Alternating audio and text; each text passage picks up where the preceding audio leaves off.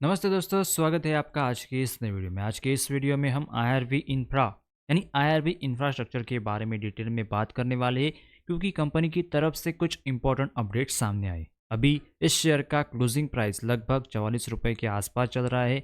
हाल ही में कंपनी ने अपने क्वार्टरली रिजल्ट के साथ साथ डिविडेंड और बोनस शेयर का भी अनाउंसमेंट किया है। इसलिए इस वीडियो में हम इन्हीं सभी पहलुओं को एक एक करके शांति से और क्लियर पर्सपेक्टिव के साथ समझेंगे और यह भी देखेंगे कि बोनस की वजह से रिकॉर्ड डेट वाले दिन प्राइस किस तरह का एडजस्टमेंट देखने को मिल सकता है। तो चलिए बिना किसी देरी के वीडियो को शुरुआत करते हैं। सबसे पहले बात करते हैं डिविडेंड की। कंपनी ने 0.07 यानी सिर्फ 7 पैसे प्रति शेयर का डिविडेंड डिक्लेयर किया है।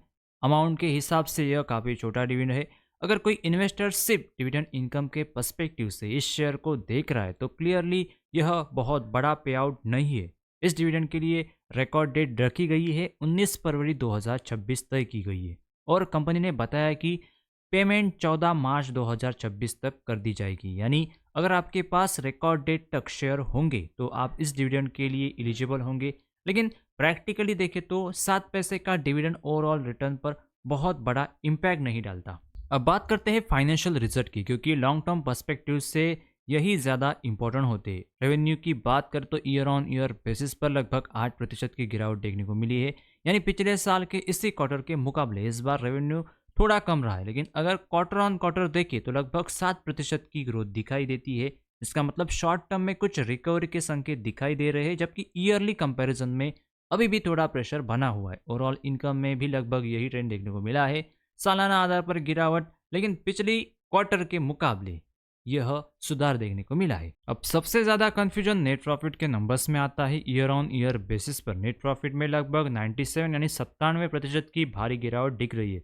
पिछले साल प्रॉफिट करीब 60,261 करोड़ के आसपास था, जो इस बार घटकर लगभग 107 करोड़ पर पहुंच गया है। पहली नज़र में यह बहुत बड़ा नेगेटिव सिग्नल लगता है, लेकिन यहाँ एक इंपॉर्टेंट पॉइंट समझना जरूरी है। पिछले साल कंपनी को जॉइंट वेंचर से लगभग 5,804 करोड़ का एक्सपेक्टेशनल गेन मिला था। उसकी वजह से उस साल प्रॉफिट यूजुअली हाई दिख रहा था।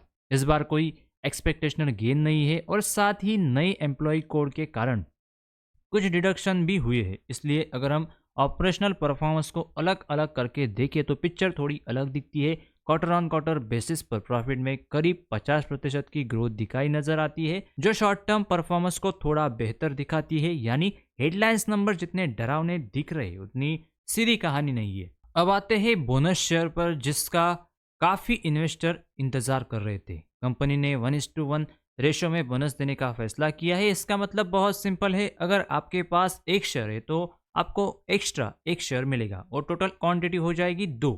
हालांकि अभी इसकी स्पेसिफिक रिकॉर्ड डेट अनाउंस नहीं हुई है।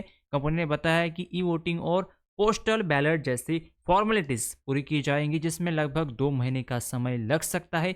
उम्मीद यह है कि 13 अप्रैल 2026 तक यह पूरा प्रोसेस कंप्लीट हो जाएगा। अब यहाँ एक जरूरी कॉन्सेप्ट समझना चाहिए। कई लोगों को लगता है कि बोनस शेयर मिलने से इन्वेस्टमेंट की वैल्यू तुरंत बढ़ जाती है, लेकिन रियलिटी अलग है। रिकॉर्ड डेट वाले दिन शेयर प्राइस उसी रेशो में एडजस्ट हो जाता है। उदाहरण के लिए शेयर अगर चल रहा है 44 रुपए का और बोनस 1:1 मिलता है तो प्रैक्टिकली प्राइस आधा होकर लगभग 22 रुपए के आसपास एडजस्टमेंट हो जाएगा। आपके शेयर की क्वांटिटी डबल हो जाएगी, लेकिन टोटल इन्वेस्टमेंट वैल्यू वही रहेगी। यानी शॉर्ट टर्म में वेल्थ क्रिएट नहीं होती, सिर्फ नंबर ऑफ शेयर बढ़ते। लॉन्ग टर्म में फायदा तभी होता है जब कंपनी का बिजनेस ग्रो करेगा और फ्यूचर में प्राइस बढ़ेगा। फिर सवाल आता है कि अगर इमीडिएट वैल्यू नहीं बढ़ती तो कंपनीज बोनस क्यों देती है। इसका मेन रीजन लिक्विडिटी बढ़ाना होता है। जब शेयर प्राइस कम हो जाता है तो यह छोटे इन्वेस्टर के लिए ज़्यादा अफोर्डेबल बन जाता है। इससे मार्केट पार्टिसिपेशन बढ़ सकती है और ट्रेडिंग एक्टिविटी में इंप्रूवमेंट आ सकता है। साथ ही मार्केट में शेयर की फ्लोटिंग क्वांटिटी भी बढ़ जाती है, जिससे बाइंग और सेलिंग आसानी हो जाती है। दोस्तों, ओवरऑल अगर आईआरबी इंफ्रा के करंट सिचुएशन को देखें तो रिजल्ट मिक्स कर रहे हैं। एक्सपेक्टेशन आइटम की वजह से प्रॉफिट नंबर्स थोड़े कंफ्यूजिंग लग सकते हैं, लेकिन ऑपरेशनल लेवल पर शॉर्ट टर्म इंप्रूवमेंट दिख रहा है। डिविडेंड सिंबॉलिक है, बहुत बड़ा पे आउट नहीं है। बोनस का इम्पैक्ट साइकोलॉजिकल और लिक्विडिटी पर्सपेक्टिव से ज्यादा है, ना कि तुरंत वेल्थ क्रिएशन के रूप में। आगे मार्केट इन अपडेट्स को कैसे प्राइस करता है यह आने वाले समय में साफ होगा। हमेशा की तरह किसी भी इन्वेस्ट डिसीजन से पहले अपनी रिसर्च जरूर करें। नंबर्स को हेडलाइन से नहीं, कॉन्टेक्स्ट के साथ समझना ज़्यादा ज़रूरी होता है।